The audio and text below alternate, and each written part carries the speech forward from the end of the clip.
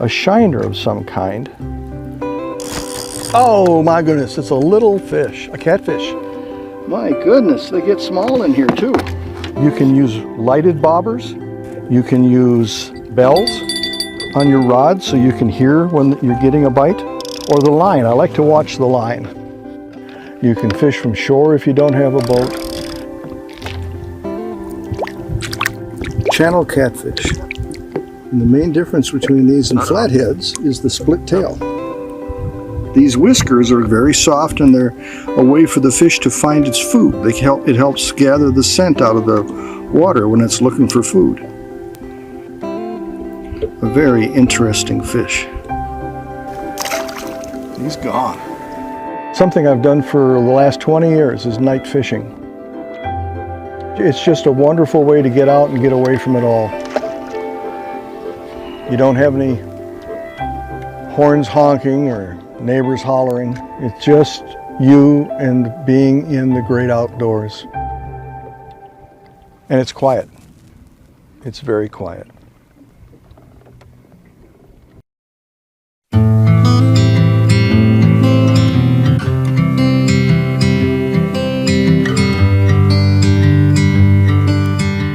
West of Safford, just north of the ranching community of Klondike, lies a rugged desert landscape of peaks and valleys, mostly unreachable and somewhat forgotten for the past 20 years. In Arizona and across the West, there are many millions of acres of public lands that you and I own that the public can't access for hunting, for backpacking, for horseback riding, because it's locked by private gates that control the roads into these lands. For over 20 years, the Bighorn Sheep Society in Arizona has struggled with providing access into Arabipa Canyon for both conservation work, bighorn sheep hunters, and also general recreation for the public. This gate was locked for a couple of decades at least, and it is now opened up to the public.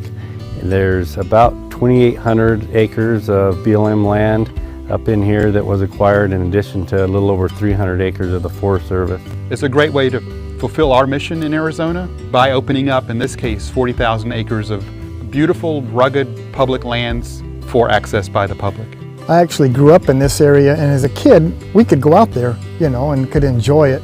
It's really, really neat to see it going back to where it's open for the public and people can be able to enjoy it again.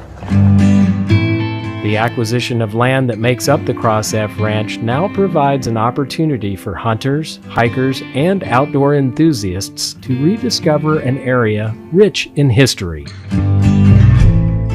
The old town of Arabipa, kind of a neat historical spot. There's a bunch of old mine shafts that are out there from turn of the century mining activities that were there. The Graham County Historical Society is excited for this acquisition because they really want to work with us on some interpretation at the old town side, which would be really neat.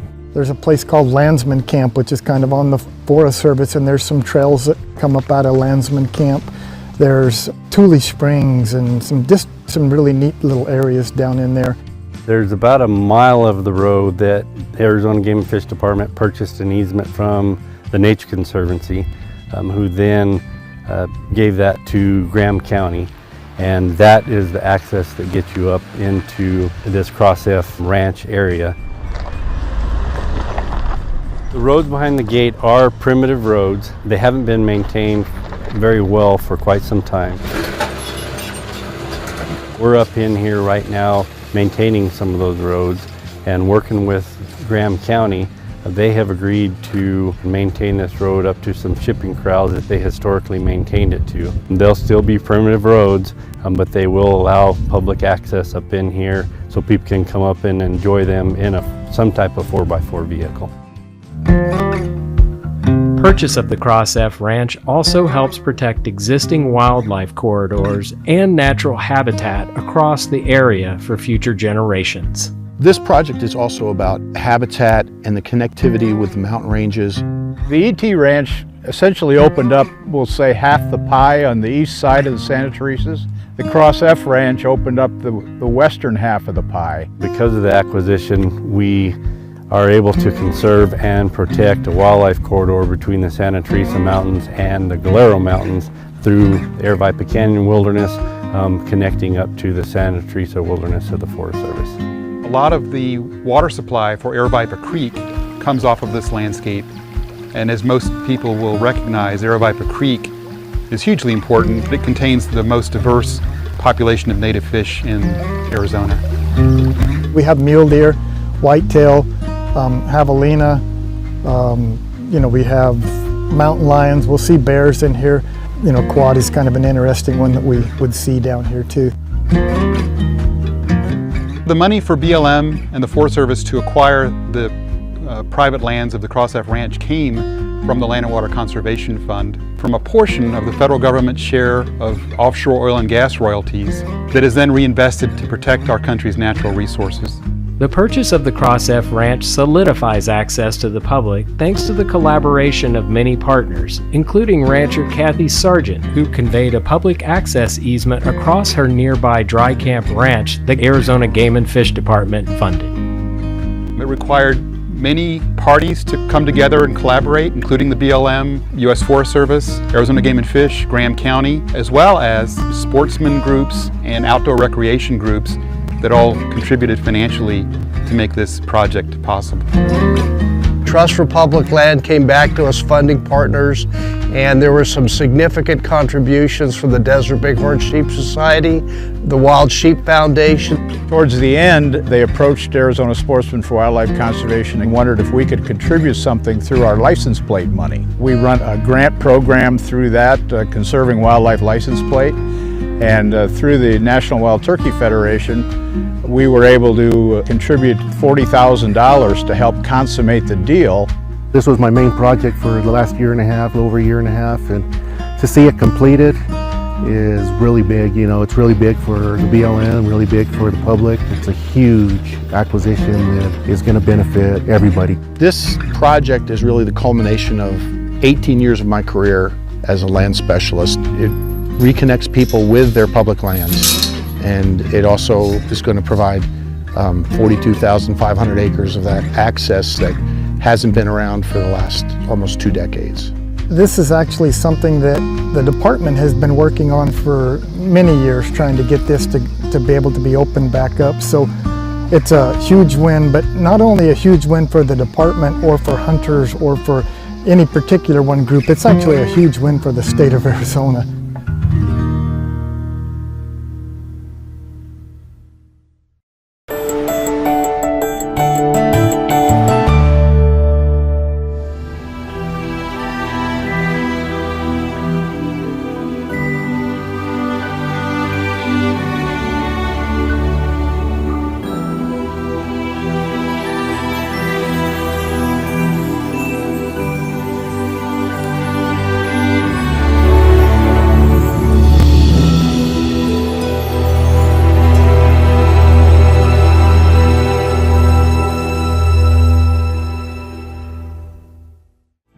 That's going to do it for today's show. Until next time, get out there and enjoy those Arizona wildlife views.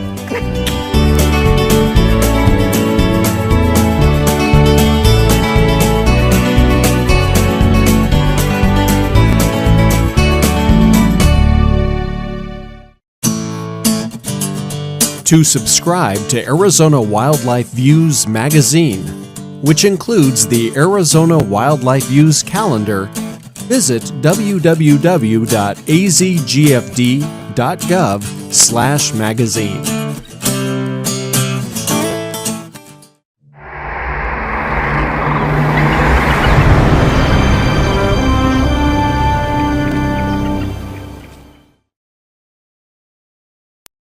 Welcome to Phoenix in about a minute. Today we're here in the beautiful Papago Park visiting these amazing buttes. Minutes away from downtown, this amazing park offers incredible hiking areas, a golf club, and recreational facilities, with its stunning massive buttes that rise and fall throughout the park, adding a special view to your visit. The park also has some historical sites like the Governor's Tomb and the amphitheater that used to have the Easter sunrise service, concerts, and many more events. The trails are low and easy to trek, making it a smooth hiking spot. Additionally, you can visit Phoenix Zoo and the Desert Botanical Garden, Papago Park also has 3 ponds known as the Papago Ponds, a beautiful 6-acre part of the park ideal for fishing with wheelchair-friendly parking and ramadas ready for a family picnic next to a famous site, the Hole in the Rock, a butte that offers beautiful views all year long.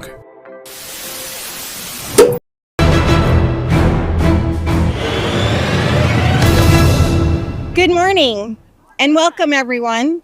I'm Brandy Kelso, the City of Phoenix Street Transportation Director. Thank you for being here as we celebrate the activation of our 100th Hawk crossing signal. For those of you who don't know what a Hawk is, it stands for High Intensity Activated Crosswalk, and it's a signal that helps pedestrians cross busy roads safely. Phoenix has been installing Hawk signals since 2009 after they were approved by the Federal Highway Administration. We are honored today to be joined by Mayor Kate Gallego, Vice Mayor Deborah Stark, Councilwoman Laura Pastor from District 4, and Councilwoman Keisha Hodge Washington from District 8. All of them have been champions for the city's hard work to improve safety on Phoenix's roadways. Please join me now in welcoming Mayor Gallego to say a few remarks.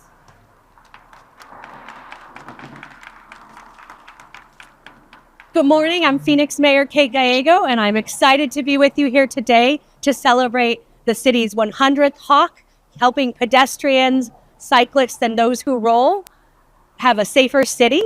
Thank you to Brandy for Brandy takes on so many of our sticky challenges at the city, and we appreciate your leadership. A huge congratulations to our Streets Department. Our Streets Department is working so hard to make sure we have a safer city. I am excited to be here with 3 councilwomen who really champion a safer city. Hawks are very important because they allow people to cross safely when we have big distances between signalized intersections. We are in the McDowell Mile, the Miracle Mile on McDowell. Miracle Mile is a really exciting area in our city where we're seeing a lot of investment. We want to make sure our residents have a chance to cross our streets safely in this area. We have incredible destinations on both sides, whether it be great healthcare with Banner or our wonderful city parks, and we want to connect them. We have just welcomed a lot of new residents who will be able to use this Hawk to cross safely. It's a real commitment at the city to be a safer city for our pedestrians. We are one of the 3 nationwide leaders in installing Hawks, and we are very proud of it. Just 2 years ago, I joined many of you at the Indian School Road crosswalk at 83rd Avenue for the activation of our 75th Hawk. And 5 years ago, I was standing at the corner of 20th Street and Grand Canal to activate the 50th Hawk. So if the math is correct, we have doubled the number of pedestrian activated crossings in Phoenix in just 5 short years. Huh. Yeah.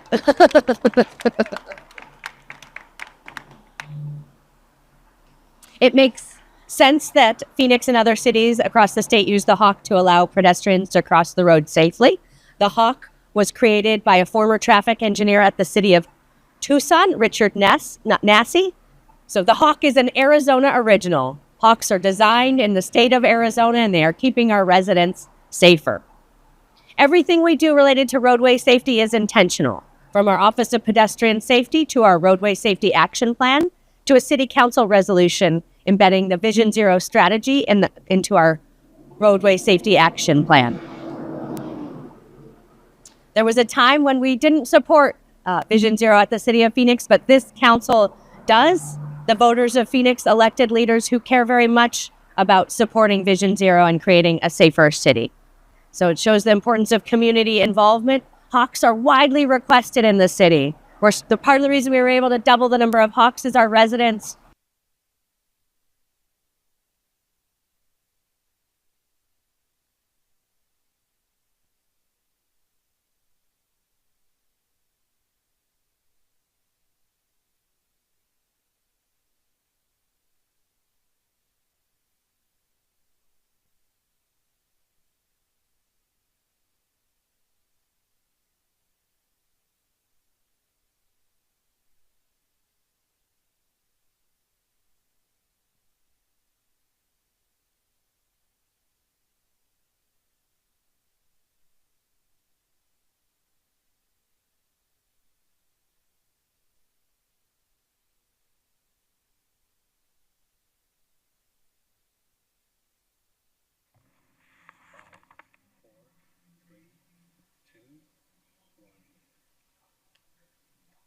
Good morning and welcome to the City of Phoenix Economic Development and Housing Subcommittee meeting. I'll call the meeting to order.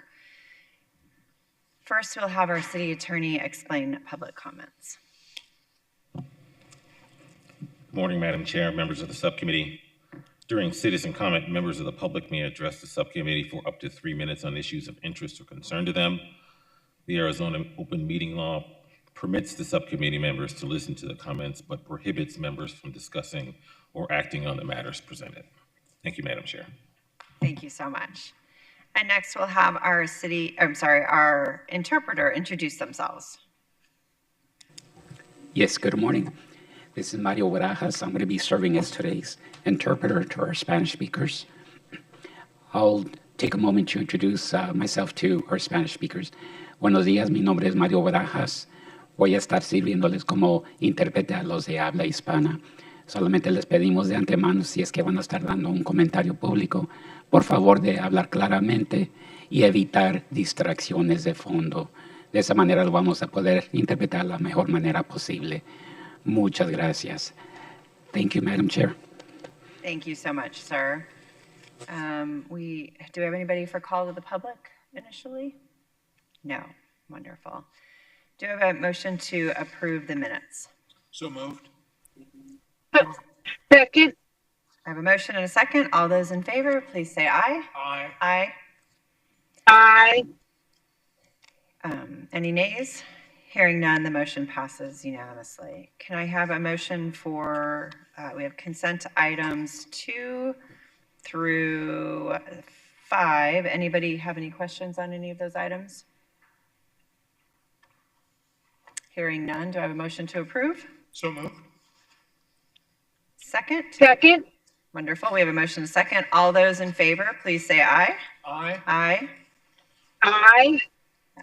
Any opposed? Hearing none, the motion passes unanimously. Items 6 and 7 are for information only. Any questions on either of those items? No. Okay.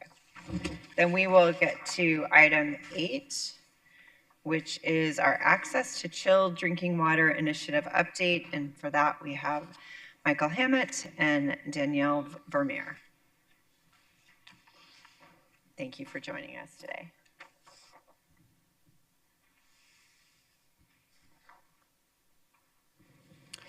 Thank you, Madam Chair, members of the subcommittee. It's a pleasure to be here to provide an update on the success of our Chilled Drinking Water Initiative. We are joined by Danielle Vermeer, who has been a project lead on this project. We're also happy to have from Downtown Phoenix, Inc., our partners, Devney Marley, President and CEO, and RJ Price, who is the Chief Growth Officer. We began this project back in 2023, and we launched our first Innovate Phoenix Challenge event where we brought together members of the community, students, professors, businesses, to develop solutions to city challenges. And our first challenge was to expand chilled drinking water in public. We had about 150 folks turn out. Great outcomes from that, Danielle will share later. And it was a really great kickoff to this process. We also issued a community survey and business surveys. That was very important for our area where we were going to pilot these first locations. And the response was really tremendous. We had about 100 community members. We did in-person surveys in Spanish as well. And then our business community, 70 businesses responded.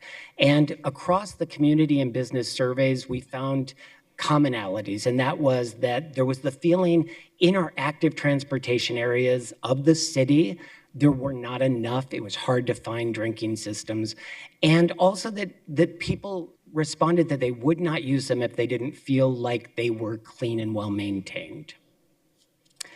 We began to work with our partners at Bloomberg Associates. It's a pro bono nonprofit organization, and they helped us look at what was happening around the world and in the United States. We found some great examples of cities. Paris was one with 1,200 units.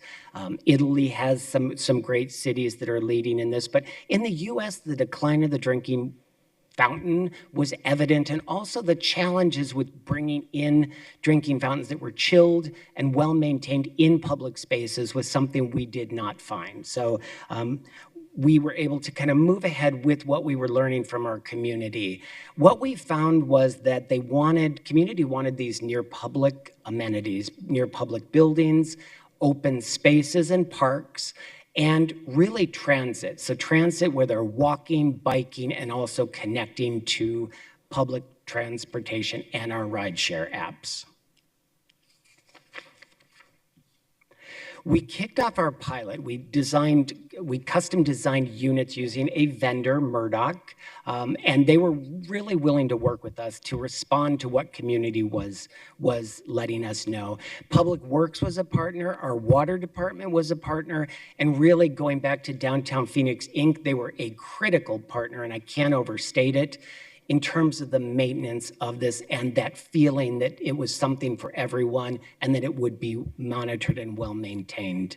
We also launched one last year at Roosevelt Park, Mini Park, near the bike pathway, the Sonoran bike pathway into downtown, responding to community. Parks Department jumped on board, expedited an install, and our friends at Hands on Greater Phoenix provided the support in terms of the maintenance of that. And Gabe Vasquez was the lead. He's been tremendous, bringing together community members to keep this going. So each of those serve as different models for our project.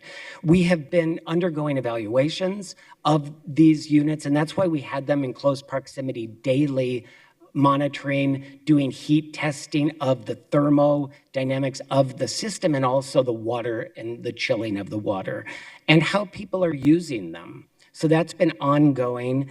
And during the budget hearings last year in 2024, the number 2 item of request was for chilled drinking water, and it was identified as near public buildings and public spaces. So we took that information in as well.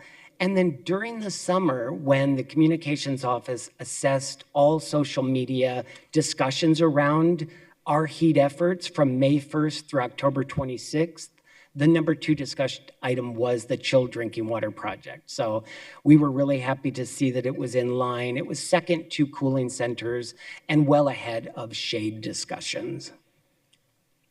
And again, for these units that we've installed to date, Downtown Phoenix, Inc. and Hands on Greater Phoenix, critical partners, and this will serve as a model as we move forward.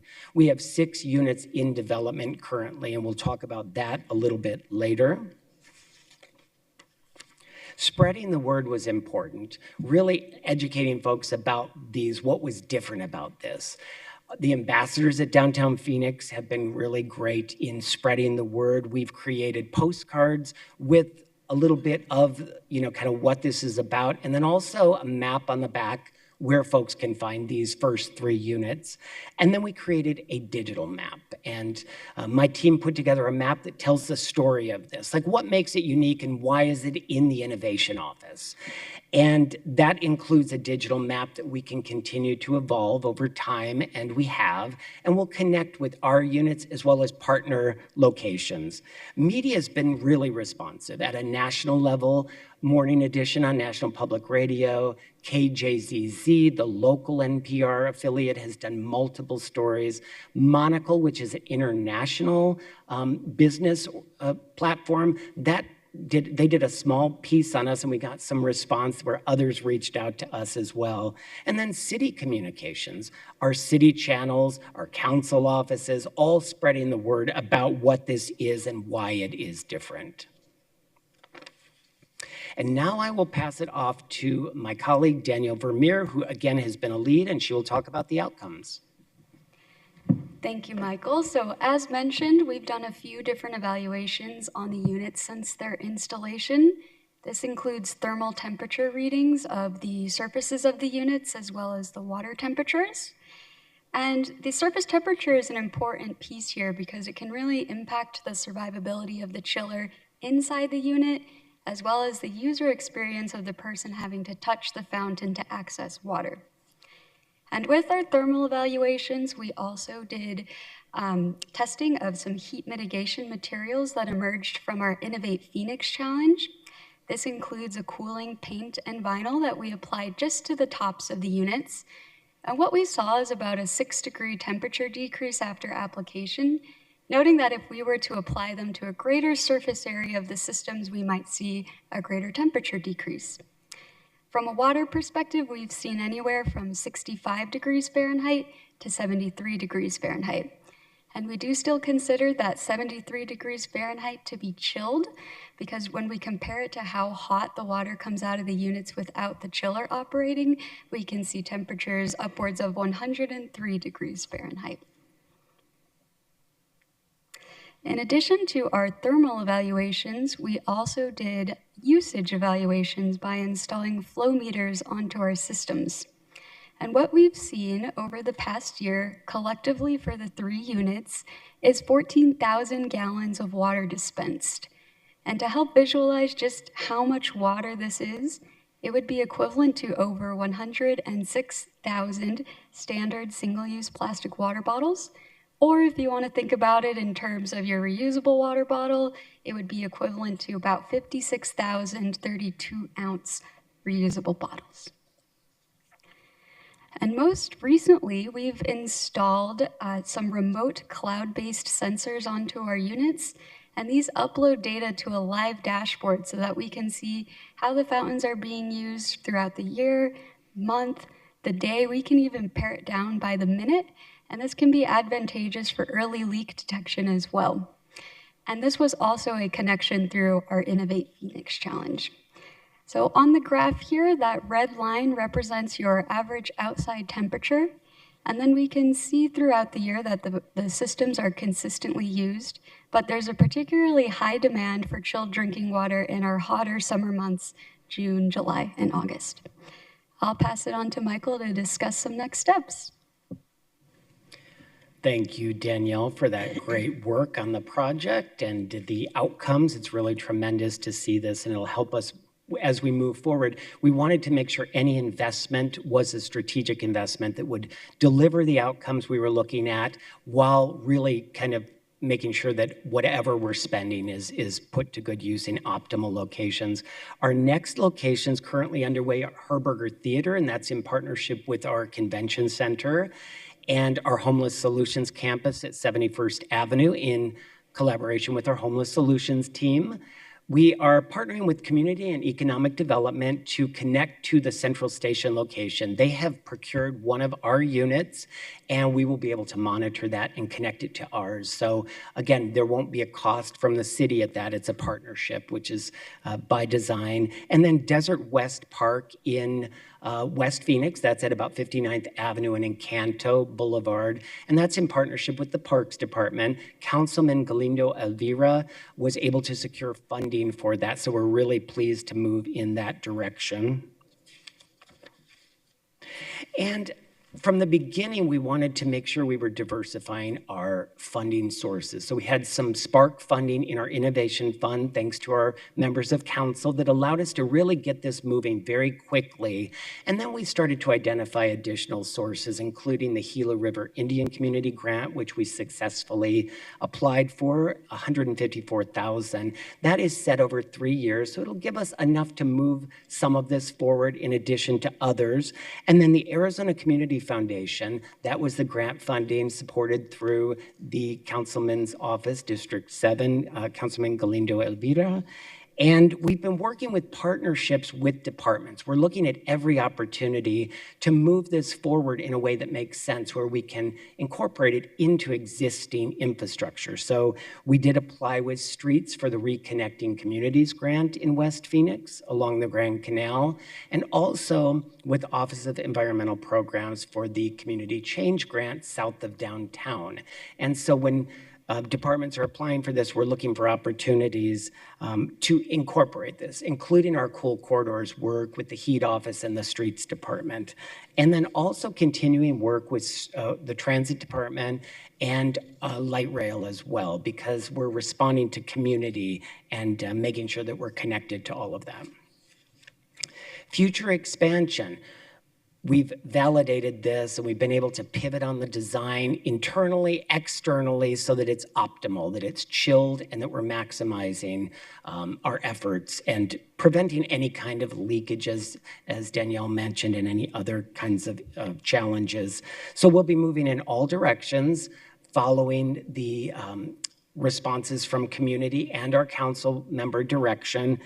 We have launched a community-wide survey in December of last year, and to date we've had more than 200 responses so far to this. And we're hearing from folks in every council district, so that is really great. With the technology we're using for the survey, Qualtrics, we're able to hone in on council districts and zip codes to better understand where people are looking to see this. And that is the end of our presentation, and we are happy to answer any questions. Councilwoman Stark, do you have any questions? No, I think I'm good. It sounds like it's been very successful, and I really do appreciate all the efforts that Michael and his team have put into it. Thank you. Thank you, Councilwoman. Thank you so much to both of you. It's a great presentation. I'm certainly happy to hear about the great results we're receiving and for our partnerships with Downtown Phoenix and our department, so that we can continue to provide cold drinking water, or cooled drinking water, I should say, depending on the time it is outside, to our residents and visitors. So thank you both for being here this morning. Thank you.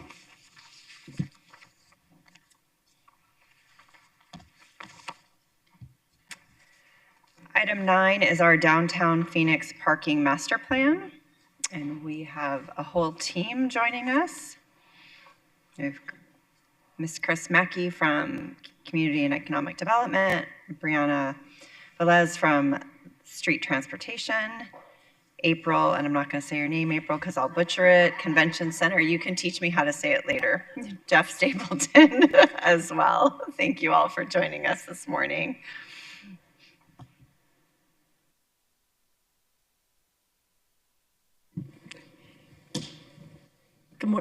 Good morning, Madam Chair, members of the subcommittee. We are here today with an overview of our long-awaited Downtown Phoenix Parking Master Plan. As you will remember, the council did approve this prior to the pandemic in 2019 to move forward with a study on the parking options and opportunities here in downtown Phoenix. Unfortunately, right after its approval and contract signing, we went right into a global pandemic. And since no one was parking in our garages in 2020 and 2021, we had to move the count of the opportunities that existed for the parking spaces off just a little bit. So we are excited to be with you here today to give you an overview of what we found. I'd like to, all the way down to Jeff. We're a big group today. I'd like to turn it over to Jeff Stapleton, Program Manager in Community and Economic Development, who's really led this effort of the Parking Master Plan, to go over the background and what we found. Jeff? Thank you, Chris. Before we get into the specific recommendations in this master plan, we want to provide the subcommittee a background on the charter from council for this study and master plan, familiarization with the study area, and the stakeholder group as well. When we started this process, council asked us, how do we make the most of the existing parking resources that we have? How do we modernize our parking policies and management practices to peer parking systems? And really at the end of the process, the ask from council was, bring us a 10-year parking master plan, which brings us to this item today. On the right is the study area. This is the traditional downtown parking, downtown planning area from McDowell to Buckeye, 7th Avenue to 7th Street. The stakeholder group is led by the Convention Center managing the off-street parking facilities, the Streets Department managing the on-street parking facilities, CED, and Downtown Phoenix Inc., who's in the audience today. We were engaged by the consultant, Kimley Horn, who we engaged to help us with the study and master plan. Joining us virtually is project manager Chris Joannes and partner Robert Farron, who are available to answer questions. Before the master plan, the consultant performed a study report. Some of the key findings from this study report, which was done to help us inform the recommendations, some of the key findings were The business core, south of Fillmore, is where the major office towers, the entertainment venues. This area has sufficient off-street parking supply to absorb demand. This was measured in a number of different scenarios. On-street parking in that area in the business core and on Roosevelt Row is often at full utilization, particularly on nights and weekends. And then areas that abut those areas have particularly low turnover if they are unmanaged or unmetered.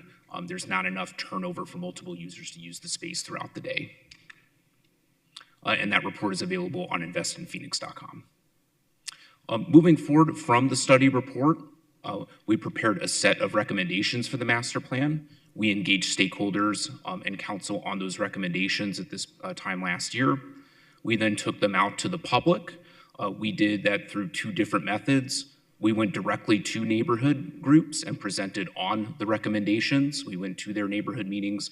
We went to neighborhood groups both inside the study area and around the study area, about 15 groups in total. And we also did public open houses as well, virtually and in person to receive feedback. We then took that feedback back to the consultant who prepared a draft of the master plan, which was presented to the city late last year. And now we'll get into the 7 recommendations that form the 10-year master plan. The first one concerns updating the on-street parking system's rate setting authority and zones. First, we want to be able to revise city code to make sure that we can allow for more forms of contactless payment, which is very popular with customers. Next, we want to be able to update the parking management zones. There on the right, you see the parking zones that were set in city code back in 2012. They've not been modified since. You'll see that Roosevelt Row is not a zone. That is something that we would like to correct in the future and make sure that these zones are tailored to be able to meet the needs of specific areas and specific neighborhoods within this, the study area. Next, we want to be able to update the out-of-service meter fee, which is currently at $10 per meter per day. The consultant has noted that that's not at market and what's seen in other pure parking systems. We are proposing that we look at what the average revenue that meter produces per day. That would be a more fair rate to be able to charge. This would not apply to events. This would be at long-term users who take the meters out for months or years at a time, particularly for construction projects. And then next, we want to be able to develop more rules and regulations regarding how there might be changes in the future to use of the curb or rates. That was not spelled out in 2012 when there was the last significant update to city code on parking rates or uses of the parking system, the on-street parking system. The next recommendation concerns improving our wayfinding signage system in downtown. Really what we're going to be doing is engaging a consultant to determine what are the appropriate locations for the signage, the appropriate content on the signage, and the rough order magnitude costs for the signage program. What you see on the right is kind of a rendering of what that signage could look like, directing visitors and guests to major parking facilities. If you'll note the font and color and logo on the signage, what we really want is brand consistency. When you enter downtown, that same font and brand and logo that's carried all the way to the facility itself. You see that same brand consistency all the way to the facility. And this is just really for the physical component of our off-street parking facilities. I'd like to turn it over to April Trunsolito, Deputy Director with the Phoenix Convention Center, who will talk about improvements to the digital offerings for our off-street parking system. Thank you, Jeff. So, good morning, Madam Chair, members of the subcommittee. So I'm excited here today to share with you an innovative new initiative that will make parking in downtown Phoenix easier, more accessible, and user-friendly. In the first quarter of this year, actually coming up here in the next few weeks, we're going to be launching parkphx.com, or parkphoenix.com as we've been calling it. This is a web-based application that is set to revolutionize how we find, reserve, and pay for parking in downtown Phoenix. This platform is designed really to help the residents and visitors find parking based on what matters to them. So if they're coming into downtown, it could be a location that's important to them. It could be the cost of that parking. It could be available amenities such as does it offer electric vehicle charging, things like that. As Jeff mentioned, creating brand consistency across the platforms is crucial. The seamless integration really starts with the website here. This ensures a cohesive experience from the digital asset, so from on the screen all the way to the street, where users will encounter those familiar logos, those familiar visual elements. And by maintaining this consistency, what we're really aiming to do is to increase confidence in that system for the residents and visitors coming into downtown. They'll know when they come that the system is both easy to use and it's designed with their needs in mind. The Park Phoenix platform will feature a 3-tiered information system, and this is based on the level of participation from the private off-street garages within this study area. Here on the screen, you can kind of see a depiction of how easy it is to search this website. Again, this is where you can see the different amenities that folks can choose to search for available parking. The first tier of this program, Tier 1, really just provides essential information for all city and privately owned garages. This includes things like basic location, number of parking stalls, maybe height restrictions of that garage. This tier, it's important to note, requires no participation from any of the privately owned facilities. It's just general information that you could find through any type of a Google search or things like that. The next tier, Tier 2, it expands upon that by providing links to respective parking platforms or websites.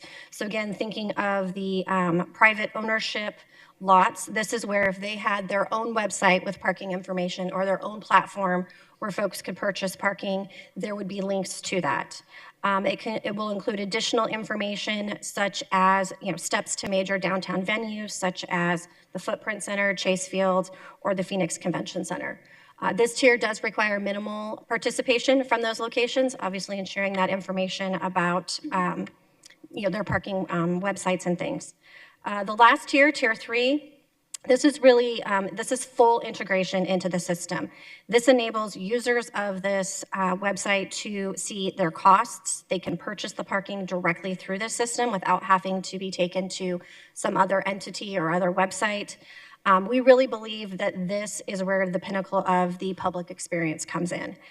This makes it much easier for those folks coming into downtown to plan ahead. And as such, we're really encouraging the private property owners and operators to join this platform by offering the service to them free of charge.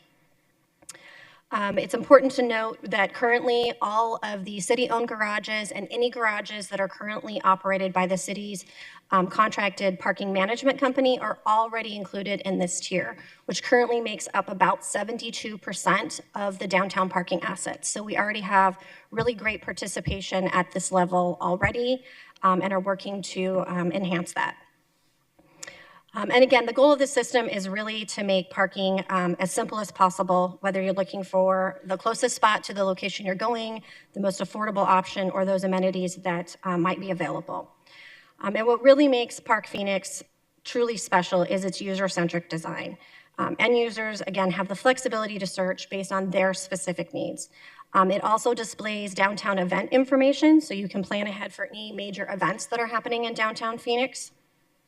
And this has really been a joint effort between the Phoenix Convention Center, CED, and our partners here with Downtown Phoenix, Inc., and putting all of this information together so that we can ensure there is a seamless, cohesive experience for both our residents and our visitors. And with that, I will turn it over to Brianna Velez with Streets. Thank you, April. Good morning, Madam Chair and members of the subcommittee. Another recommendation of the plan is to focus on parking system management upgrades. This includes piloting dynamic curb spaces, which will allow multiple on-street uses such as paid metered parking, loading zones, and rideshare pickup and drop-off. The goal is to have the curb spaces meet the needs of the downtown area depending on the day and time of use. The best way to manage the dynamic curb spaces is through the use of sensor technology, which will allow us to track and monitor how the curb space is being used. In addition, piloting contactless payments through the use of QR code transactions for both off-street surface facilities and dynamic curb spaces will enhance the customer experience. In order to fund some of these upgrades, the plan recommends investing 15% of the annual parking meter revenue into the on-street parking program. This funding could be used for additional positions to better manage the on-street parking system, as well as additional support for parking enforcement. This could also include the pilot programs of technology enhancements, as well as data collection and analysis. Reinvestment of a portion of the revenue is critical to better manage and improve the on-street parking system. With that, I'll turn it back over to Jeff to take us through the remainder of the presentation. Thank you, Brianna. The next recommendation concerns improving our key performance metrics. This really falls into 4 buckets: making sure that we're updating our parking supply at a regular interval, making sure that we're updating the parking demand on our facilities at a regular interval, making sure that we are improving analysis of the revenue and expenses within the parking program to inform parking management policies and practices, and the same for our enforcement component as well, making sure that we're improving our analysis of the data collection to further inform improvements to the parking system. And then the next recommendation concerns updating the Sunburst Plan. This plan was developed in the 1990s to manage ingress and egress to downtown when pro sports came to downtown. This plan has never been formally updated since. The city manager has created a task force that is working on updating this plan currently. And then the final recommendation involves looking at doing a parking facility investment scorecard. Really what this is about is if there was a private facility that was looking for some type of city or public participation, how would we evaluate whether that's an opportunity that we should pursue? And what you see on the left are a couple key variables that we would analyze an opportunity on. Is it in the right location? Is it serving demand that's been identified by the city? Is it unlocking more public parking, publicly available parking, after hours public parking, not just serving one specific user? Does it have a sound pro forma and business model? And is it meeting other city goals? Those would be some of the things that we would be looking at in evaluating an opportunity. And with that, I'll turn it over to Chris for next steps. Madam Chair, members of the subcommittee, as you know, we're here with you today, giving you an overview of the parking master plan updates.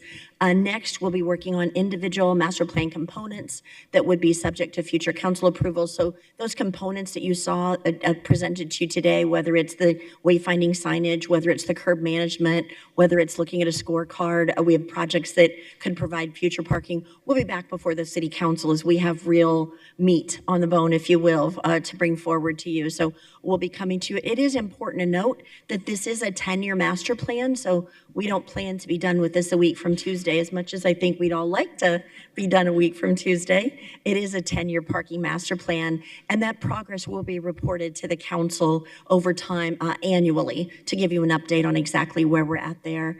And Madam Chair, members of the subcommittee, with that, we are happy to take any questions that you might have.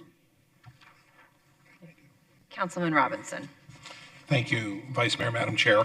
The question I had deals more with, I think it was slide number 8, parking system management upgrades.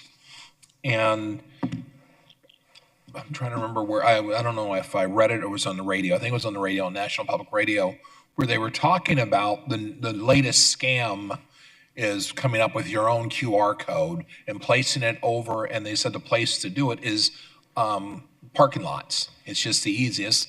And the minute that is done, obviously the perpetrator has your information that they need. So my question would be, as we go through this, I know security is updated each and every time, but I would encourage, or I would hope to think that we're looking at ways to ensure that that's not happening. From what I understand, it is one of the primary ways to really enter into somebody's information because they're giving it to you.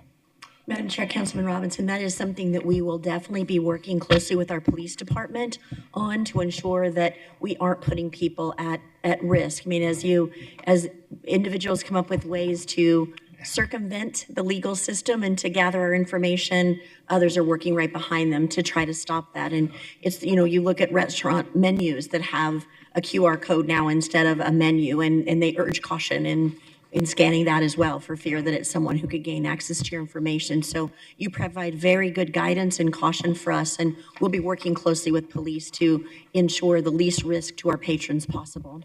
And thank you for that. And all in all, it's a great presentation. I thank you all for the information.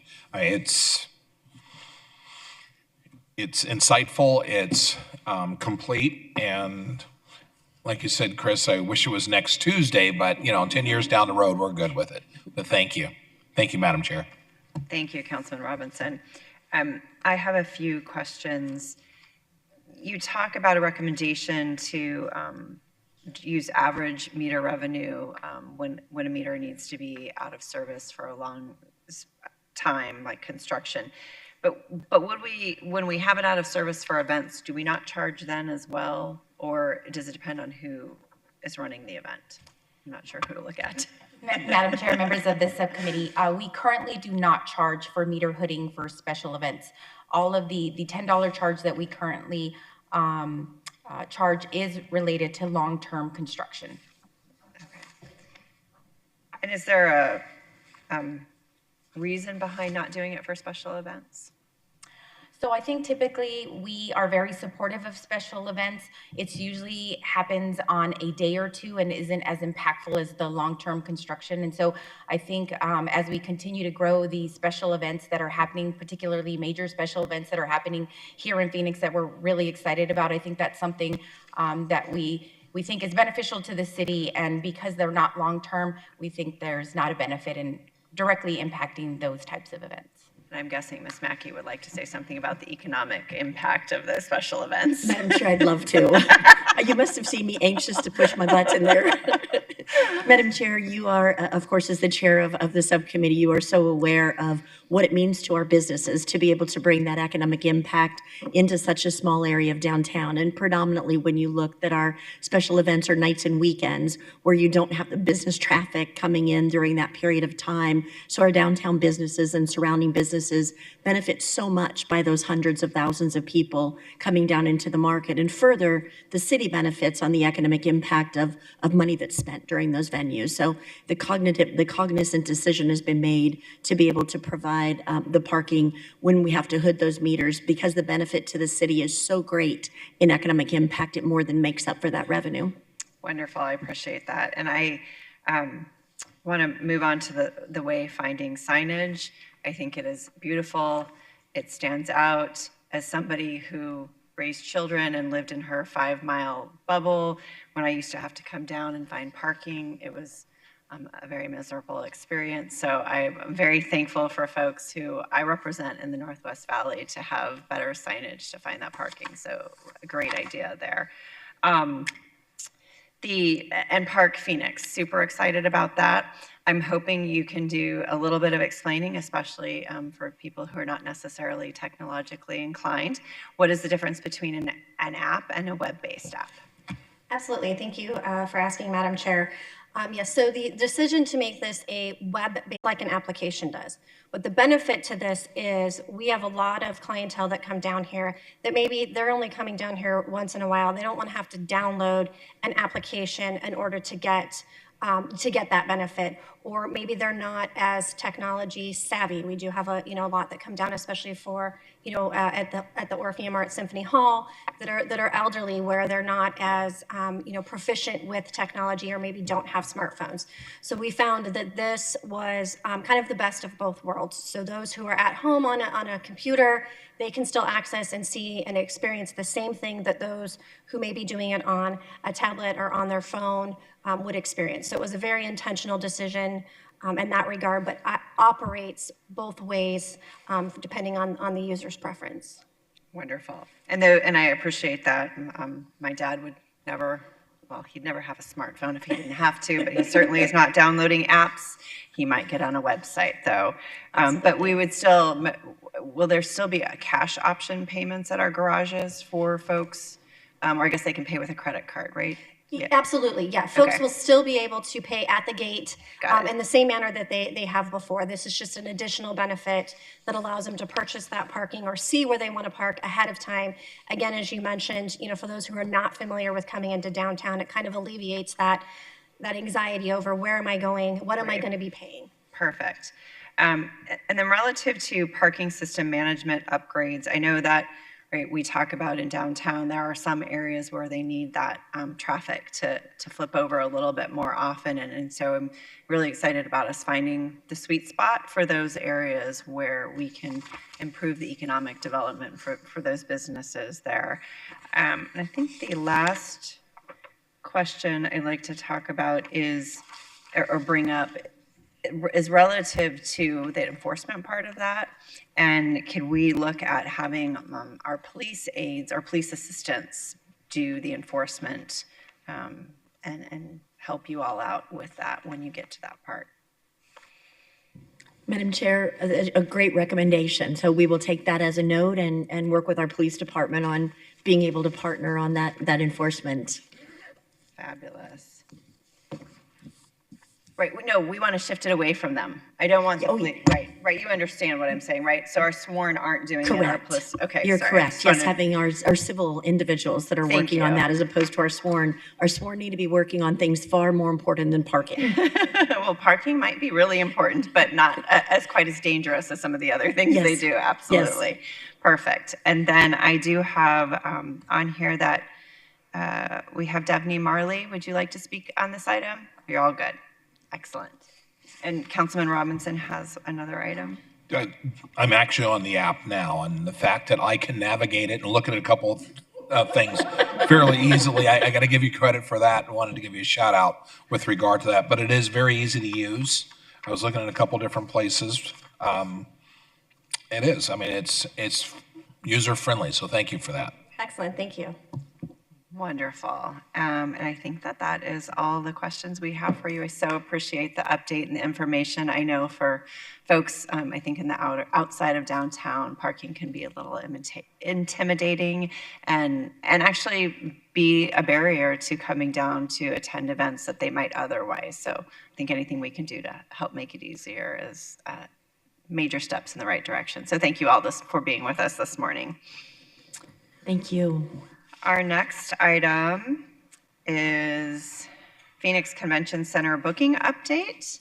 And for this item, we will have Jerry Harper, Sarah Field, Ron Price, and Lauren Edwards.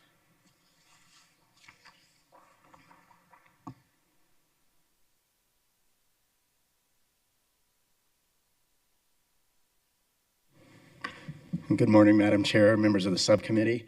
Thank you for the opportunity to come and present the latest as far as activity at the convention center. I'd like to point out that it was almost exactly a year ago that we were here the last time. It was on Valentine's Day, or Statehood Day for those that celebrate, that we were here talking about the convention center. So I think it's appropriate that we're here almost exactly a year later to give an update on how last year went, and also a look into the future bookings of the convention center. Joining me at the table this morning, we have Sarah Field, who's Deputy Director at the Phoenix Convention Center, responsible for our Sales and Marketing Division. We have Ron Price, who's the President and CEO of Visit Phoenix, and Lauren Edwards, who is the Chief Sales Officer at Visit Phoenix. So this morning, what we're going to do is we're going to talk about the bookings at the convention center to give you an update on how that's been going. We're also going to point out and highlight some notable events, some of the events that we're particularly proud of taking place at the convention center. Visit Phoenix is going to speak to the visitor sentiment to give you an insight into what our visitors think about this destination, what the meeting planners think about this destination. I will give an update on the convention sports and leisure recommendations that we first presented to City Council back in 2022, and then we'll be available for any questions at the end. So with that, I'd like to pass it over to Sarah Field. Thank you, Jerry. Good morning, Madam Chair, members of the subcommittee. The Phoenix Convention Center had a very successful 2024.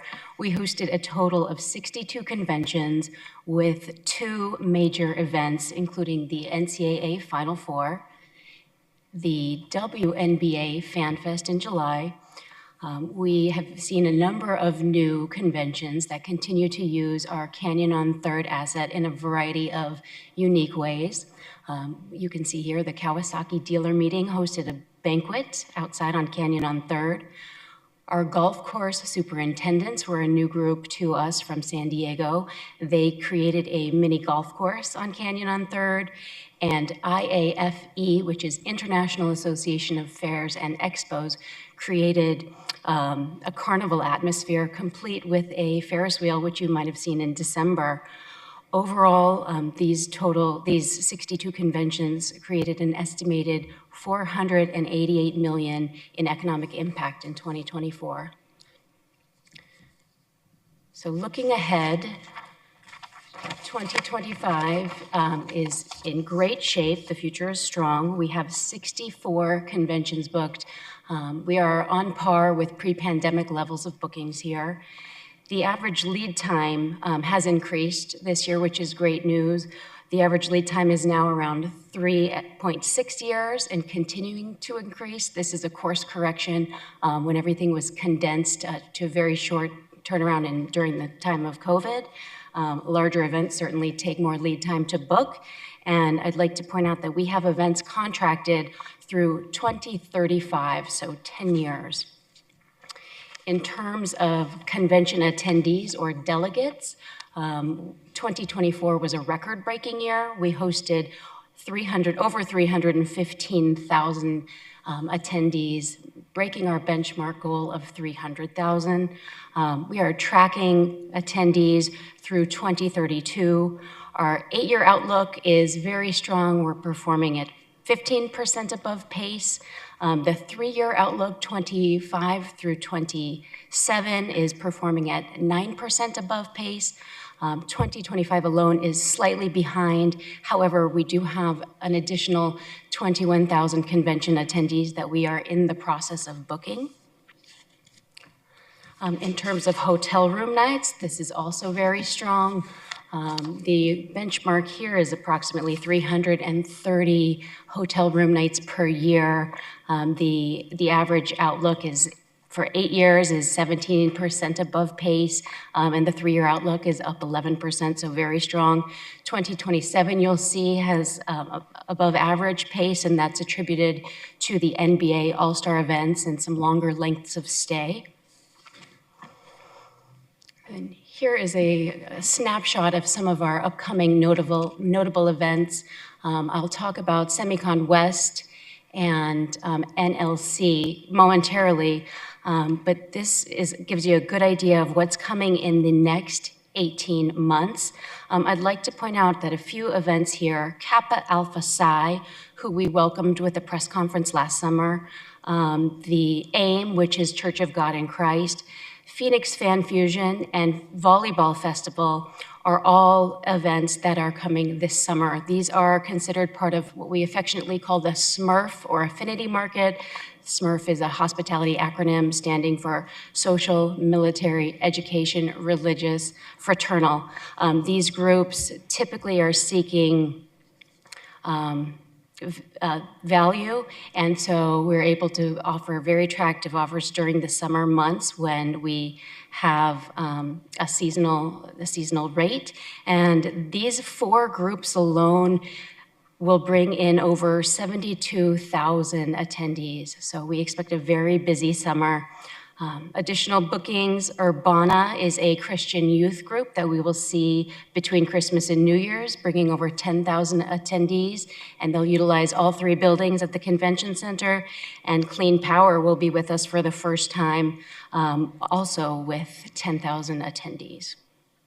So some notable events, Semicon West, I think everyone is familiar with. This was a community undertaking to book. This really, forgive me. This really solidifies Phoenix as a tech showcase and an influential destination, especially surrounding microelectronics. This event will be in Phoenix for the first time, having moved out of San Francisco. They've been in San Francisco 20 plus years. We expect over 6,500 delegates and a direct spend of nearly $10 million. The event was booked in 2023 with help from the entire downtown community and business community.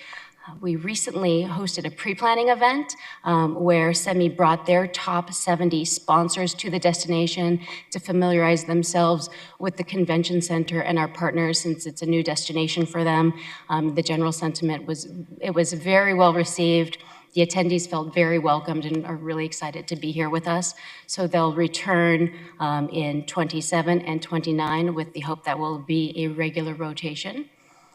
And then lastly, this is a little outside of 18 months, but National League of Cities will be joining us in 2030 for the 2030 City Summit. Last time this group was in Phoenix was in 2011, so it'll be nearly 20 years by the time they arrive. It's a 4-day event, which serves as a business meeting for the association, as well as educational networking, trade show. There's an opportunity for the city of Phoenix, along with our local, or our neighboring municipalities, to host mobile workshops, which are field trips in a way, to showcase unique products, projects, or initiatives.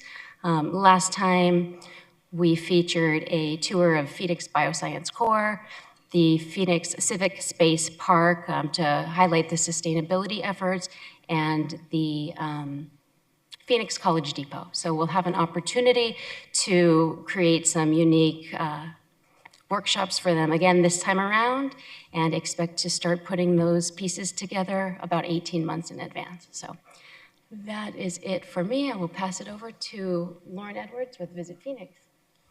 Thank you. Thank you, Sarah. Good morning, Madam Chair, members of the subcommittee.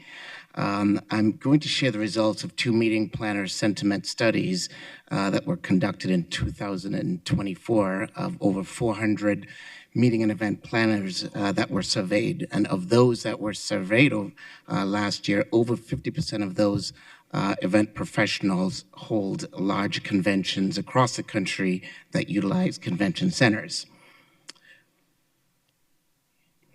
So the first study was done through Evidence Research Group that focused on destination selector factor rankings of 40 large convention destinations. I want to point out or call out some of the key findings from that study. And as you can see, Phoenix scored very high for safety and security, coming in at number 6. And as you can see, the quality of convention center facilities, another high ranking, coming in at number 8.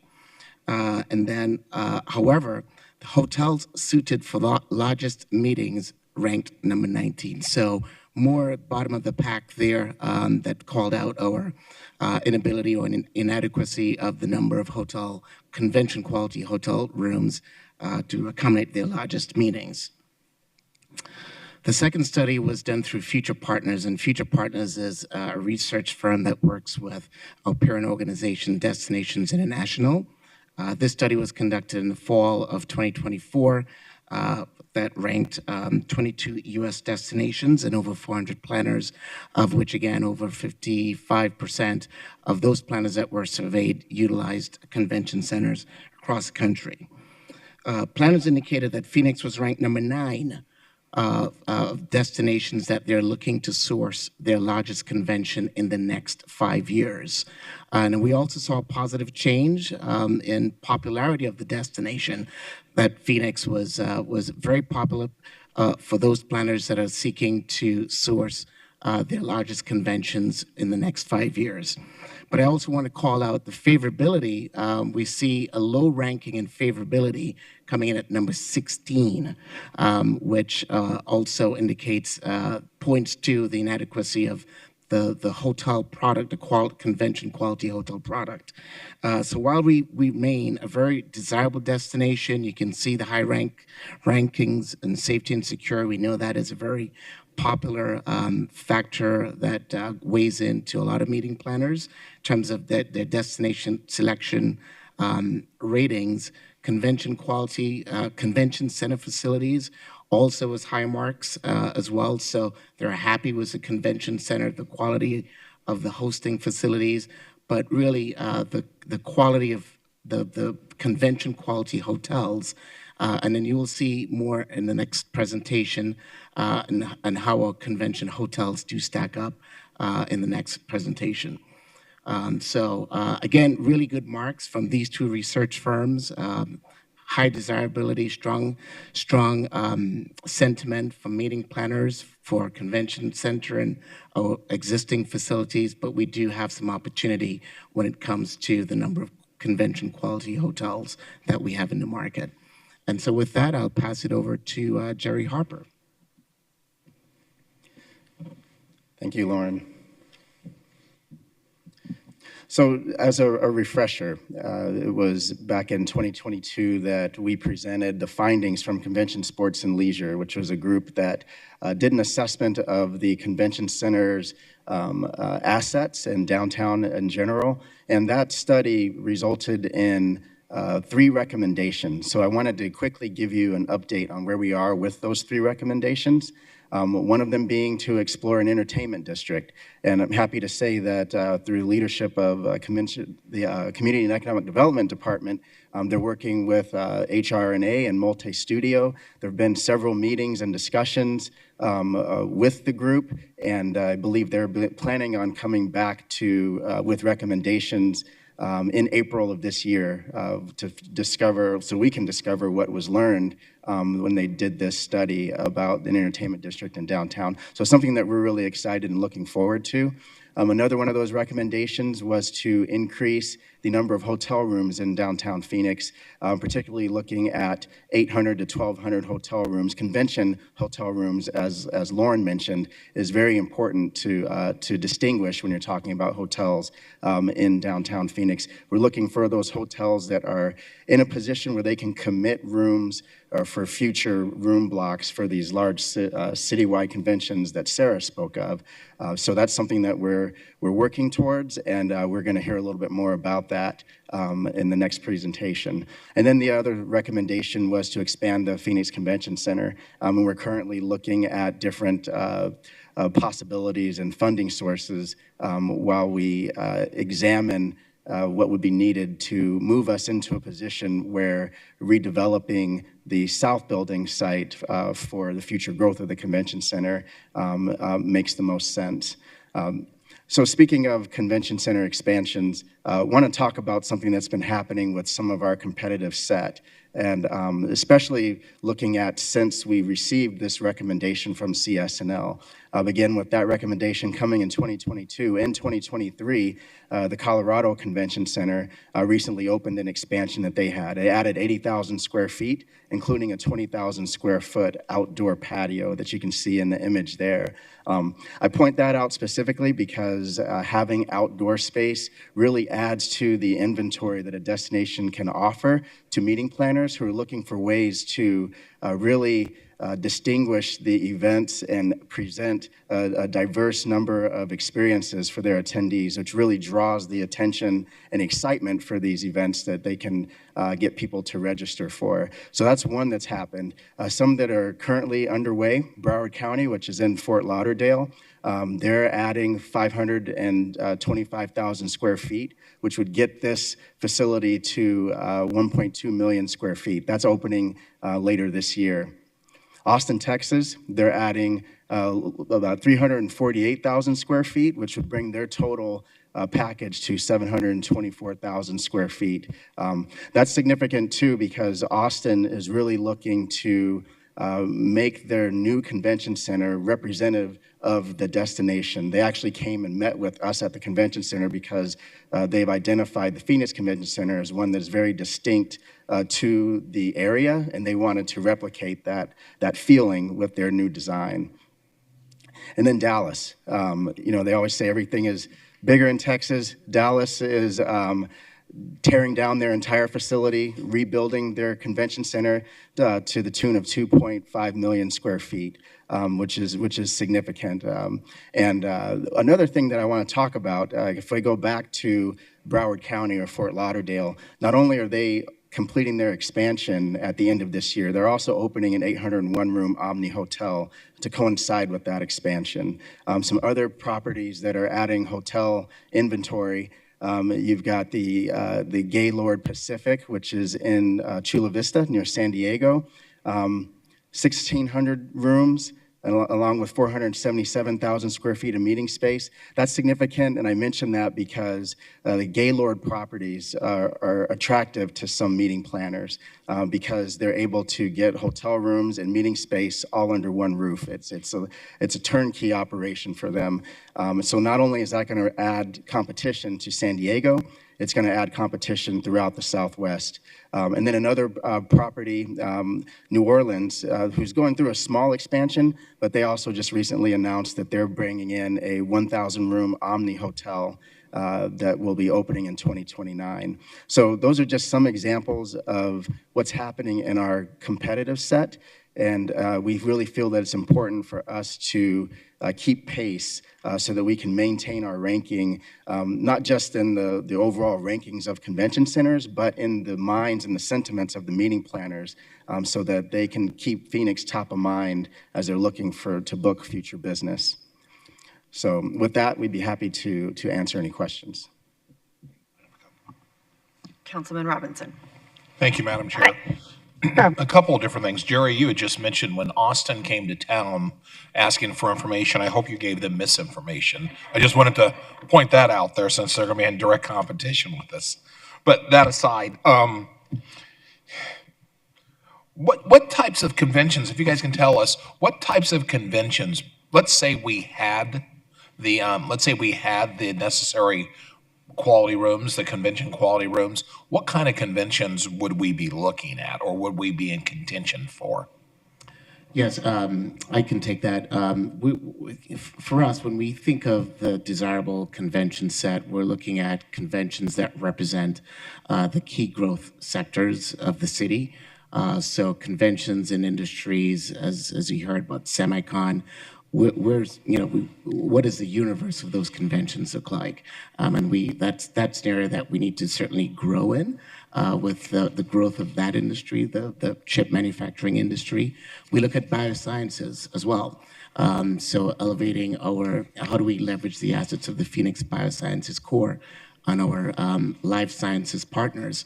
So conventions that we've talked to that they said until you can break ground in another hotel, we just can't fit. We just can't come. Anesthesiologists and so many other conventions, high-end medical conventions that are waiting for us to announce something big. So those are folks that we keep in constant contact with. So again, looking at the profile of conventions that are attractive to the city of Phoenix around manufacturing, life sciences, biosciences. The city attends Bio every year in June. We can't accommodate that event. We'd love to, all right? And so those are the types of events that really align well with our key growth industries here in the city. Okay. And the next question I have along those same lines, knowing the footprint that we have, the South Convention Center, I know ideally we're saying 800 to 1,200 rooms. What would that footprint allow? Let's say we were able to attract that big company. What would it allow?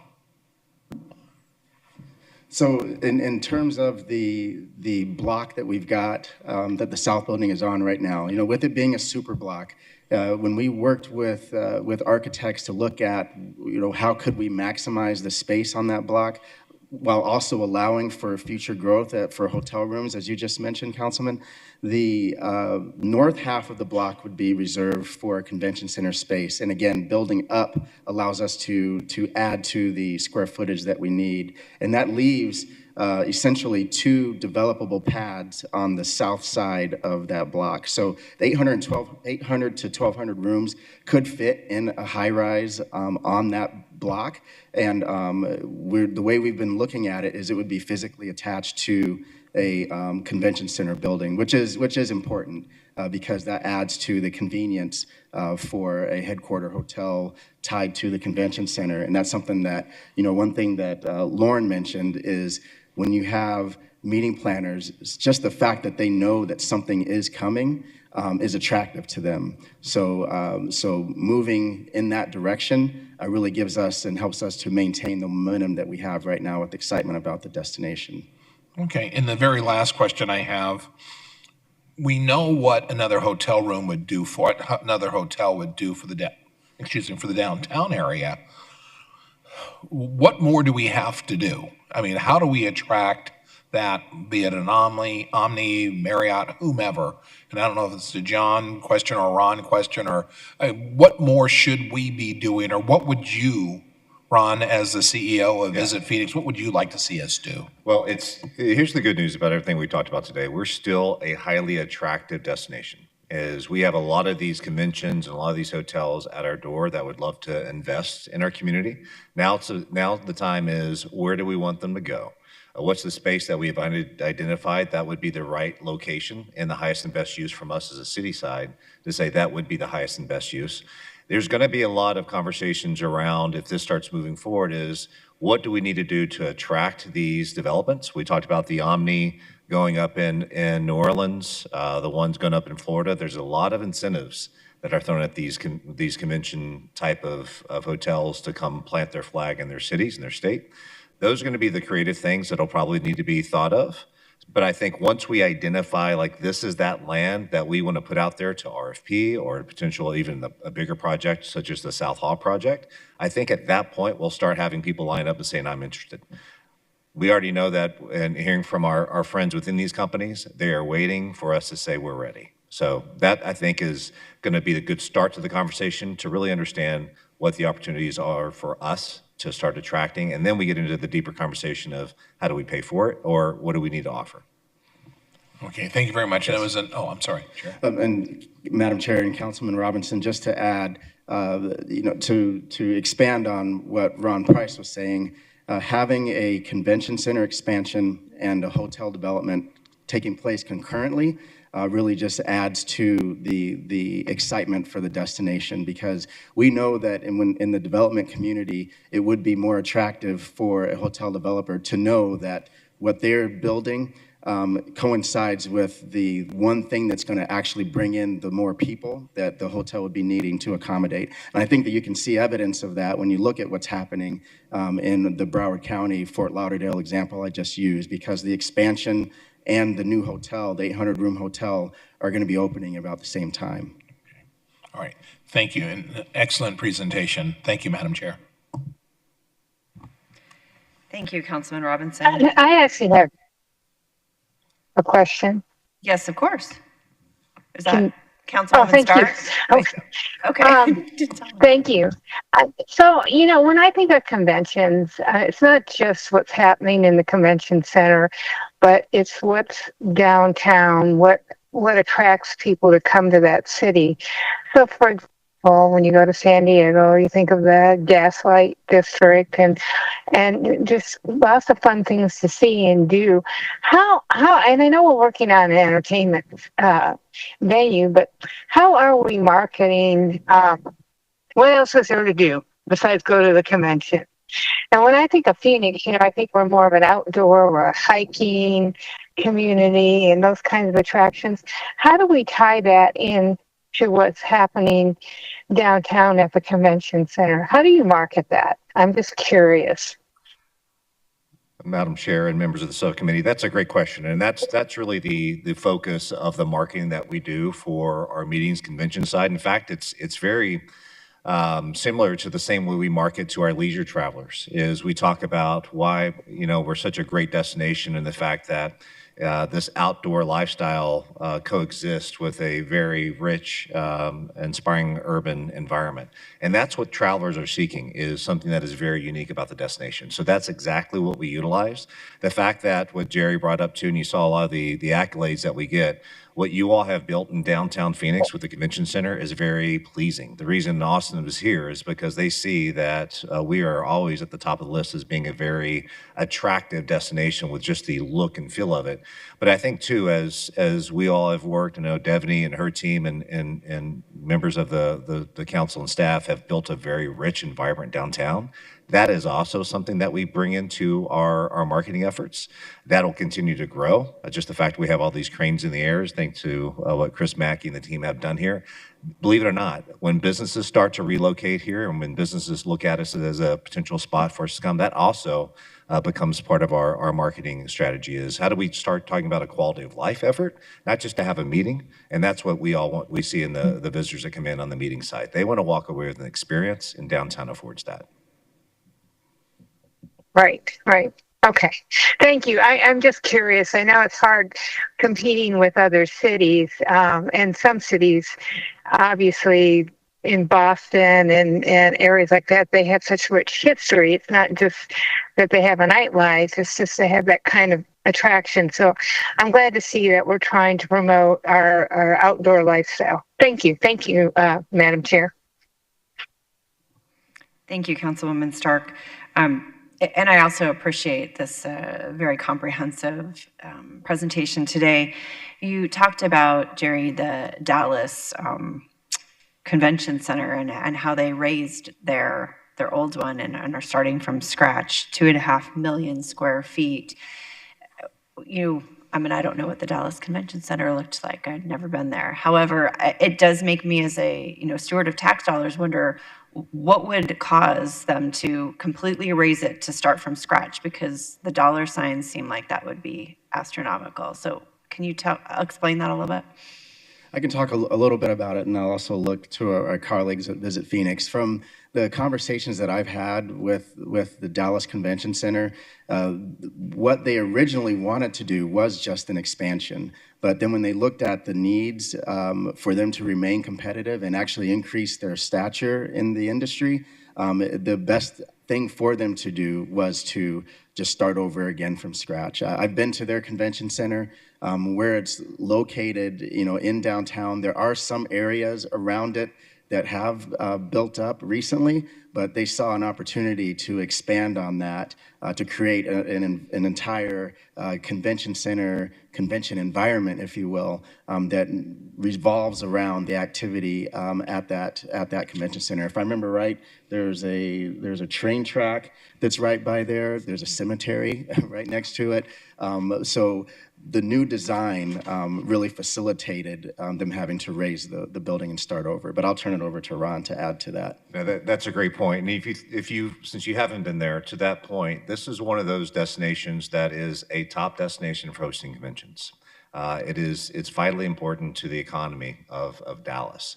And as they have continued to expand that convention center, it was expanded in a way that if we were to start all over, we probably wouldn't build it the same way. They had railroad tracks, as you mentioned, that were not being utilized. They had land that was kind of landlocked that they couldn't get to because of something that was built for. And they actually took this opportunity to say, what if we were to start over and rebuild? Because there's so much opportunity and demand for other, as I call, cash registers to move in. So it's other hotels, entertainment districts. And if we're going to build this the right way, let's start over. And Austin is actually doing the exact same thing. So Austin is going to scrape theirs and start over and rebuild because of that. It's like, now that we understand what could be here, let's go ahead and make that investment today. And it's kind of fun that we're having this conversation around the entertainment district as well. We're starting to think about what could be that can attract more, not just for the visitors that come in, but for the people and the residents who live downtown. So they're taking that same approach. And again, they're at a different level of the type of events that we can host just from the size of it, and they're going to maximize that. Right now, it's hard to put another large convention hotel in downtown Dallas with the way it sits. This new modified version will allow for them to put more towers up. So if I could summarize, it sounds like those two cities were creating a vision and now are acting out on that, as opposed to maybe what a strategic goal might be for 3 to 5 years. That would be a good analogy. Excellent. How would the additions to the South Building and the hotel make us competitive with our peers who are, updating and modernizing in some cases, but in other cases, right, going down to the ground and starting all over again with a whole new dream and vision? I can start that, and I think what we'll find, and especially in the next presentation, you'll start to see what our handicaps are. And so this is where, we're a new city. You look at the excitement and the demand for our convention center over the last decade, we continue to see it ramp up. People are discovering who we are and they want some of it. And so as you start to look around at the number of hotels that are available, we're handicapped there. We can only take in so many hotel rooms, our conventions, because of the hotel rooms we have, and Lauren spoke to that a little bit, and all these reports speak to it. But now what we're looking at is we have that ability to step up to some of those conventions that we really want to host. And what's great about when we host these conferences with biotech or semiconducting companies, we're bringing in the thought leaders, we're bringing in the companies, those future investors into bringing their companies here. Those are the ones who come in for these conventions. It's like you mentioned, we go to Bio every year. We want those companies to call Phoenix home. So by us expanding, not only are we going to be able to capture those conventions, but think of the economic impact opportunities that exist. We know better than anybody, it's like when we win is when we bring people to our city and they have no idea what we're all about, and they can visualize and see, ooh, I can see myself living here. So those are the opportunities when we look to expand in that space. It gives us that opportunity to bring in those larger conventions that are going to be more meaningful to what we're trying to achieve. But at the same time, we also have to have the hotel rooms to accommodate. And right now, or actually in the next presentation, you'll see we're a little bit at a loss right there. Madam Chair and members of the subcommittee, I'll just add that in the master plan for the future expansion of the convention center on the South Building site, the master plan would allow and include an additional exhibition hall that would span over Washington and connect to the existing exhibit hall, giving us 2 exhibit halls of in excess of 300,000 square feet. That would allow Phoenix to compete for about 80% of the convention and trade show market, which today is just really limited by space and hotel room availability. So really expand what the types of business that we can compete for, to your earlier question, Councilman. Thank you. That data is certainly helpful. I just want to make sure that as we're looking forward, we're creating that vision and not a short-term plan. And I mean, clearly you all are doing lots of work towards that. And I want to just express my support for making sure that we're making those long-term decisions. So I appreciate you all making a presentation and answering our questions. I look forward to future updates and learning more about what the future holds for our convention center. Thank you all. Item 11 is, as we were talking about, request authorization to issue a request for proposal for the southwest corner of 2nd Street and Adams Street. And for that, we will hear from Christine Mackey, Jerry Harper, Eric Kerr, Eric Prochnow, and Gretchen Wolf. I wasn't sure. Thank you all for joining us this afternoon. Madam Chair, members of the subcommittee, we're the next presentation that you heard about from the previous presentation and are excited to be here with you today to talk about an option that staff would like you to consider moving forward that can solve some of those issues that was referenced in the previous presentation by Visit Phoenix, and that is those impressions by the meeting planners on our hotel room count and our hotel room capabilities. So we are here with to talk to you about our site that currently houses the Regency Garage that is located at the southwest corner of 3rd Street and Adams. It was a site that we did take out for an RFP previously prior to the pandemic. We received the responses just at the onset of the pandemic, and as we work with city manager and the city council, we thought better than to try to move forward with a major convention center hotel right in the middle of a pandemic. And so we canceled that RFP and are back with you here today. As you mentioned, with me is Eric Kerr and a number of other individuals. And I'll turn it over to Eric now so he can talk to you about that missing information from the previous presentation. Thank you, and members of the subcommittee. So this first slide that we're showing up today is kind of what Lauren and John and them were referring to last time. That is comparing our hotel inventory in downtown Phoenix, those hotel rooms within half a mile of our convention center, compared to the large cities that we are competing against at the national level for large meetings and conventions. You see right now within half a mile of the convention center, we have just around 4,500 hotel rooms, while a lot of cities that we compete against are anywhere from 7,500 up to almost 12,000 hotel rooms in Atlanta.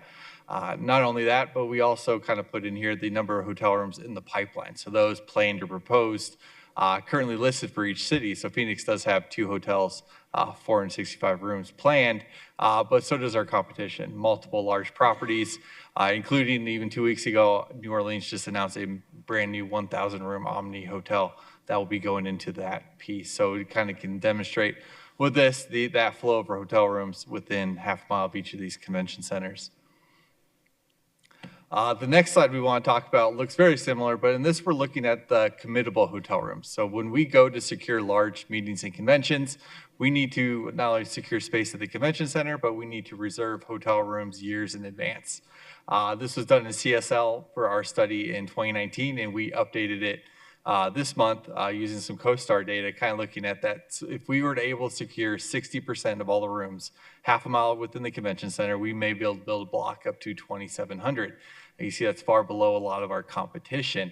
But one key point that CSL made in their study is that meeting planners are looking to contract as many rooms in as few properties as possible.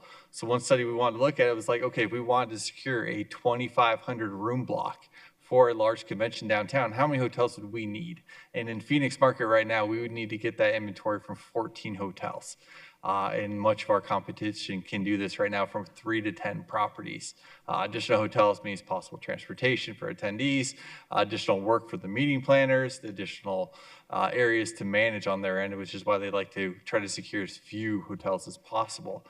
This really adds to that point that why our hotel package was rated kind of low in those destination selection factors is that they have to secure a lot more properties to get that same room block in Phoenix versus selecting another destination. I would like to now pass it on to Eric Prochnow with Economic Development. Thank you, Mr. Kerr. Madam Chair, members of the subcommittee, I'd like to share additional background and details on the proposed RFP for the Regency Garage. Regency Garage is located at the southwest corner of 2nd Street and Adams Street.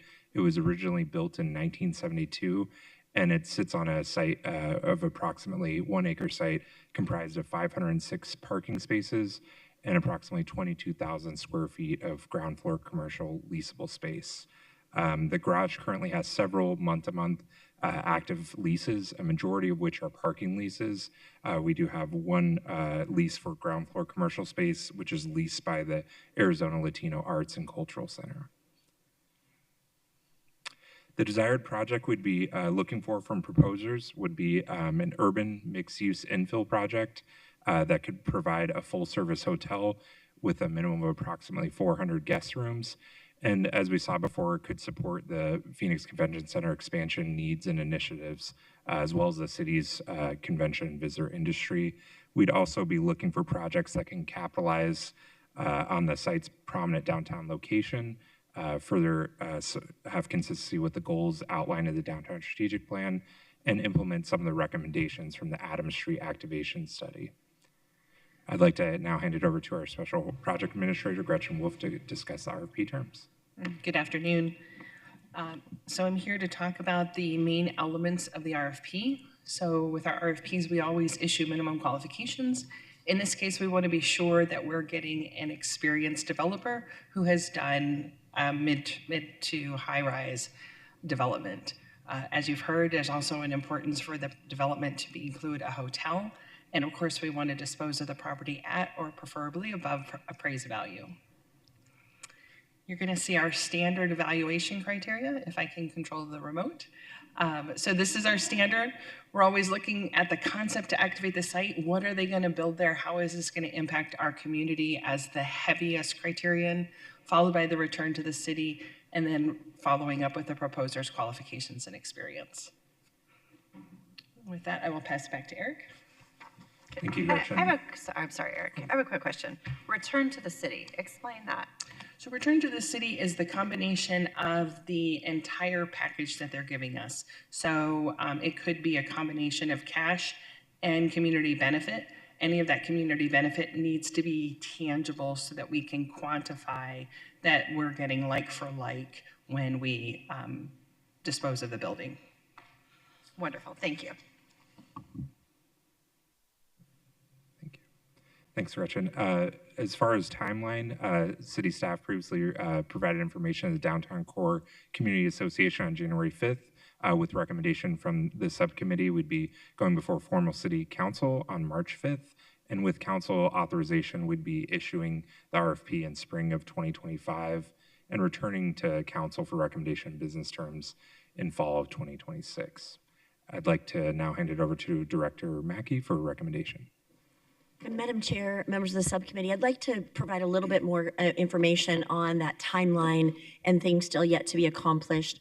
Number one, as we did in the previous RFP, we did work with ALAC and the individuals that park in the Regency Garage today to be able to work for ways to accommodate them should council choose to move forward, and should we find a recommended proposer that we all want to go to the dance with. We do have partners that we would work with, whether it's the Symphony, whether it's tenants that park in the Regency Garage, or the ALAC that is our ground floor tenant, and looking for ways to accommodate them. So I want to assure you that those are things that are top of mind for us now. We wouldn't just be kicking our partners to the curb and saying, you're on your own now. That's something that will be worked through as we have a recommended proposer. I think it's also important to note that this is just the very beginning of the process. As you know, we move through an RFP process and have it open over the summer. Should we find a recommended proposer through a community panel, how we seed our process, then we would move forward with public community meetings, getting the community's feedback, getting the convention center's feedback, the hotel stakeholders, the downtown community, and the broader Phoenix community's feedback as well before we would move forward back to this body for a recommendation for you for city council. So just wanted to assure you that we're just in the very beginning stages of a very arduous, as you know, you've went through many RFPs with us that involve significant community meetings and lots of conversation. With that, staff does recommend this committee move approval to the full city council to issue an RFP for the site at 2nd Street and Adams. And with that, we're happy to take any questions you might have. Thank you very much, team. Councilman Robinson? Councilwoman Stark? All right. No, I have no questions. Okay, great. You did just touch on that time frame, because 18 months can seem like a long time between when we issue an RFP and when you might come back for final approval to the city council. And you gave some details, but can you explain more in a little bit more depth about that 18-month time frame roughly? Madam Chair, I'd be pleased to. As we look at, we're here before you today, we would be before the full city council on March 5th, should you choose to move this forward. At that time, we get that authority. We then craft and build the request for proposal. This is a complex property. Our intention would be to have it open for 60 to 90 days. So let's use an example. Let's say we're ready to issue at the end of May or beginning of June sometime as we get towards the end of spring. We would then have it open for 60 to 90 days. We're now through all of July, all of August, and all of September. We get the responses back. Our special projects administrator who oversees procurements, she reviews them for responsiveness, making sure that there are no challenges or issues with any of the responses. At that point, we seat the panel has been selected. At that point, they pick a date for the panel to seat. The panel is made up of the public as well as city staff members, so we work through their calendars. We're now in October for the panel to seat. We do make that recommendation following the panel process. We then post it and notice it for the required period of time. As you know, we're now moving into the holidays, and we never want to be faulted by the community as to we scheduled a meeting during Thanksgiving week or during the holiday weeks that happen in December. So we try to be really respectful of the community schedule during the holidays. So we would schedule multiple community meetings. My guess is 5 or 6 community meetings that happen based either pre-coordinated with a specific date or that matches their already scheduled meetings. So we'd get through that process in January, February. You can see how we start getting into that time frame. But it really is in the interest of being fully transparent. We would then come back to this subcommittee at perhaps your March meeting, kind of matching where we're at today, and then to the full city council. So it does take some time, but it really is, for us, we like to get it right. We don't like anyone to feel that they were left out or that they weren't listened to. So we really do try to get it right, and that does unfortunately take some time. No, I appreciate the thoroughness and the being fully transparent and also sounds like building in a little bit of cushion. So, right, we're under promising and over delivering. So I do appreciate that. Well, without any other questions or comments, then do I have a motion? So moved. And a second? I'll second. Second. There you go. All those in favor say aye. Aye. Aye. Any opposed? Hearing none, the motion passes unanimously. Oh, we had a commenter, public comment. I'm so sorry. Is Margaret Schultz still here? I apologize. Please come.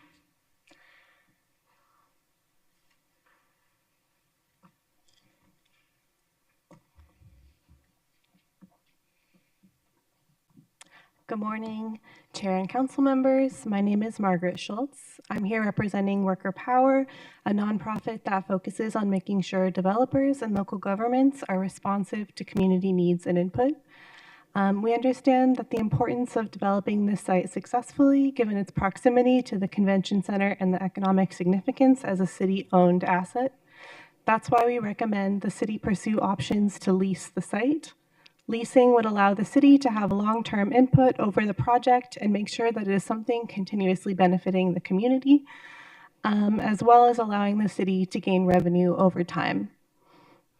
This property is a public asset of the city. Do we want to take the risk that the land is sold and then the developer's funding falls through, or some other external event causes the project to be delayed indefinitely? Once the land has been sold, the city no longer has control over its future. A past attempt to develop this site already faced setbacks.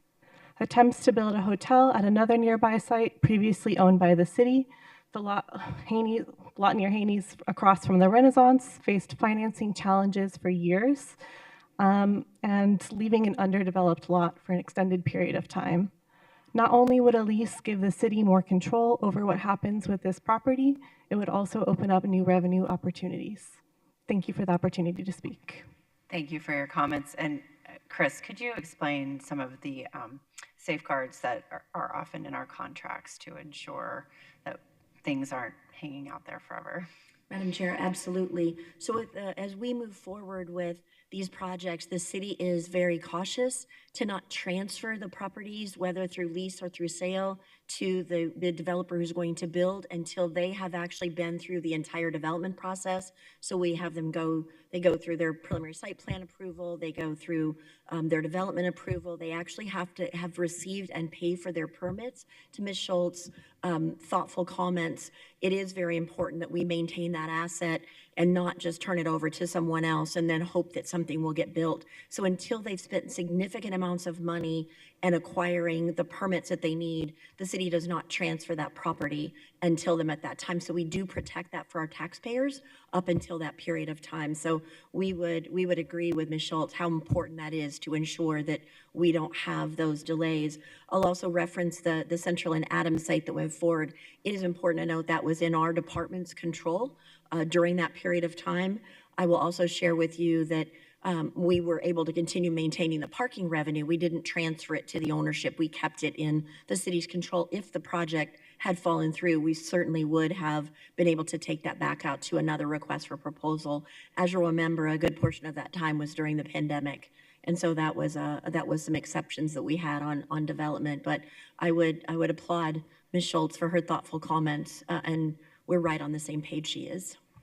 Thank you so much, Chris. And again, yes, thank you, Ms. Schultz, for your comments. My apologies for not getting to them sooner. The motion did pass unanimously. And our next, thank you all for your presentation. Appreciate it. The next agenda item would be any future agenda item requests. Oh, call to public. We don't have anybody else. Future agenda items.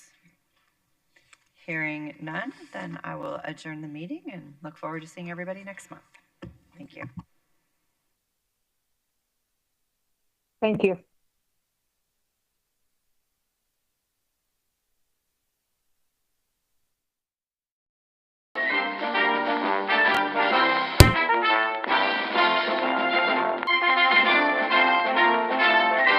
Between 1910 and 1920, Phoenix surpassed Tucson to become the largest city in the state, predominantly because of the export of Pima cotton.